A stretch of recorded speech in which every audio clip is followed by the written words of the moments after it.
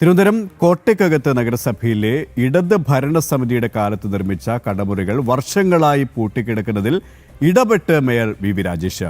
Ward കൗൺസിലറോടും ബന്ധപ്പെട്ട ഉദ്യോഗസ്ഥരോടും അന്വേഷിച്ച report സമർപ്പിക്കാൻ അദ്ദേഹം നിർദ്ദേശം നൽകിയിട്ടുണ്ട്. നിർമ്മാണം പൂർത്തിയായി 7 വർഷം കഴിഞ്ഞിട്ടും കടമുറികൾ വഴിയോര കച്ചവടക്കാർക്ക് തുറന്നു നൽകിയില്ലെന്ന ജനം TV വാർത്തയ്ക്ക് പിന്നാലെയാണ് മേയറുടെ ഇടപെടൽ. ജനം ഇമ്പാക്റ്റാണ്.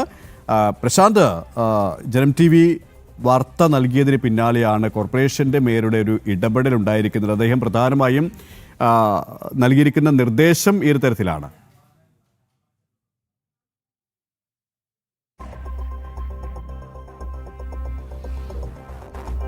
KP ഈ തെരുവ് കച്ചവടക്കാർക്കും സാധാരണക്കാരായിട്ടുള്ള കച്ചവടക്കാർക്കെല്ലാം ഉപകാരമാകട്ടെ എന്ന നിലയ്ക്കാണ് 7 വർഷങ്ങൾക്ക് മുമ്പ് ഇത്തരത്തിൽ കോട്ടയ്ക്കകത്ത്, തിരുവനന്തപുരം കോട്ടയ്ക്കകത്ത് KSRTCയുടെ ഗ്യാരേജിന് സമീപത്തായിട്ട് കടമുറികൾ, ചെറിയ ചെറിയ കടമുറികൾ നിർമ്മിക്കുന്നത്. 12 കടമുറികൾ നിർമ്മിച്ചിരുന്നു.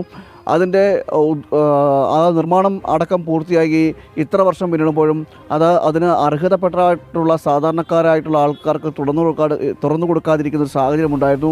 ഇത് ജനം TV വാർത്തയാക്കുകയും ചെയ്തിരുന്നു. കാരണം ഒട്ടേറെ സാധാരണക്കാർക്ക് പ്രയോജനമാകുന്ന ഒരു ഇടമായിരുന്നു ഈ കടമുറികൾ എന്ന് പറയുന്നത്. വലിയ വാടകകൾ വാങ്ങാതെ ആണ് ഈ കടമുറികൾ ഈ സാധാരണക്കാരായിട്ടുള്ള തെരുവ് കച്ചവടക്കും മറ്റ് കച്ചവടക്കാർക്കെല്ലാം നടത്തുന്നത്.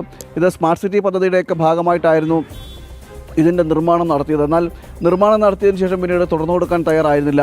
ഇതുവരെ ഈ ആര്യ രാജേന്ദ്രൻ്റെ ഭരണസമിതി ഭരിക്കുന്ന സമയത്തൊന്നും ഇതിന് യാതൊരുവിധ നടപടികളും പൂർത്തിയാക്കാത്ത സാഹചര്യമൊക്കെ ഉണ്ടായിരുന്നു. എന്തായാലും ഈ വിവരം കോർപ്പറേഷൻ മേയർ വി രാജേഷിൻ്റെ ശ്രദ്ധയിൽപ്പെടുത്തിയ ഉടൻ തന്നെ അദ്ദേഹം ഈ വിവരത്തെ അന്വേഷിക്കുകയും ചെയ്തു.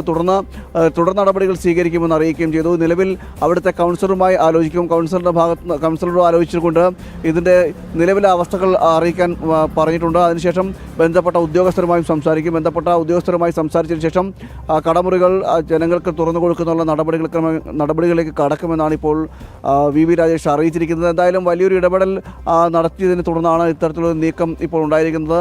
ഇത്തരത്തിൽ തലസ്ഥാനത്ത് പല സ്ഥലങ്ങളിലും ഇത്തരം കടമുറികൾ പണിയുകയും അത് തുറന്നു കൊടുക്കാത്ത സാഹചര്യമുണ്ട്. നമുക്കറിയാം, മ്യൂസിയത്തിന് സമീപത്തും ഇതേ രീതിയിൽ ചെറിയ കടമുറികൾ പണിയുന്നൊരു സാഹചര്യം ഉണ്ടായിരുന്നു. എന്നാൽ അത് അശാസ്ത്രീയമായിട്ടുള്ള കടമുറികൾ പണിഞ്ഞതോടുകൂടി തന്നെ തുടർന്ന് ഇത് ആളുകൾക്ക് ഉപയോഗിക്കാൻ കഴിയാത്ത ഒരു നിലയിലേക്ക് മാറുന്നൊരു സാഹചര്യമൊക്കെ ഉണ്ടായിരുന്നു.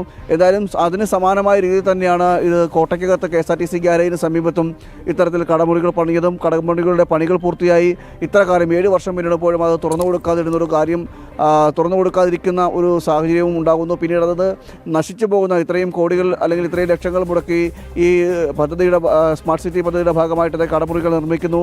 അത് തുറന്നു കൊടുക്കാതെ നശിച്ചു പോകുന്ന ഒരു സാഹചര്യം ഉണ്ടാകുന്നു. ഇതെല്ലാം ജനം TV തന്നെയാണ് വാർത്ത ആക്കുകയും ജനങ്ങളെ അറിയിക്കുകയും ചെയ്യുന്നത്. അതോടൊപ്പം തന്നെ കോർപ്പറേഷൻ്റെ പുതിയ BJP ഭരണസമിതി അറിയിക്കുകയും ചെയ്തത് ജനം TV ആണ്.